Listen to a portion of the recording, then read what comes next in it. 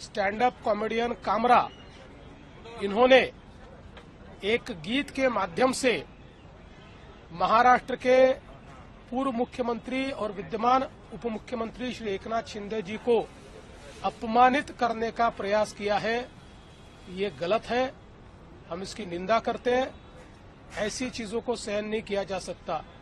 कामरा को मालूम होना चाहिए कि 2024 के चुनाव में जनता ने निर्णय कर दिया है कौन गद्दार है कौन खुद्दार है, और स्वर्गीय शिवसेना प्रमुख हिंदू हृदय सम्राट बाला साहब ठाकरे जी की विरासत ये शिंदे जी के पास है। इस पर जनता की मोहर लगी है, तो कोई स्टैंड अप कॉमेडियन खड़ा रहकर इस प्रकार से उनको गद्दार नहीं कह सकता। जनता ने दिखा दिया, जिन्होंने गद्दारी की, जिन्होंने बाला साहब ठाकरे के विचारों से गद्दारी की, उनको घर भेजने का काम ये जनता ने किया हुआ है। और मैं ये मानता हूं कि कॉमेडी करने का भी अपना अधिकार है, व्यंग कसने का भी अधिकार है।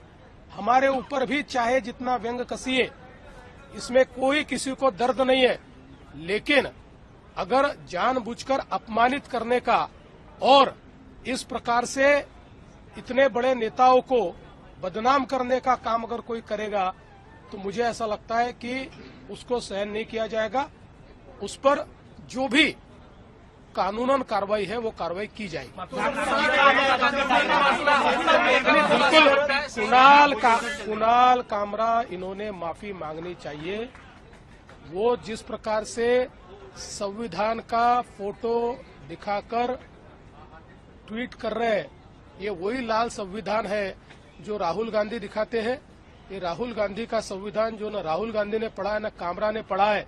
ऐसे संविधान का फोटो निकालकर आपकी गलती को आप लेजिटिमेट नहीं कर सकते, क्योंकि इसी संविधान ने यह कहा है कि हरेक की स्वतंत्रता ये अक्षुण्ण है, लेकिन उस पर मर्यादा भी है। जब वो दूसरे की स्वतंत्रता पर आक्रमण करती है तो ऐसी स्वतंत्रता पर मर्यादाएं भी आती है। दूसरे की स्वतंत्रता पर, दूसरे के विचारों पर आप आक्रमण नहीं कर सकते।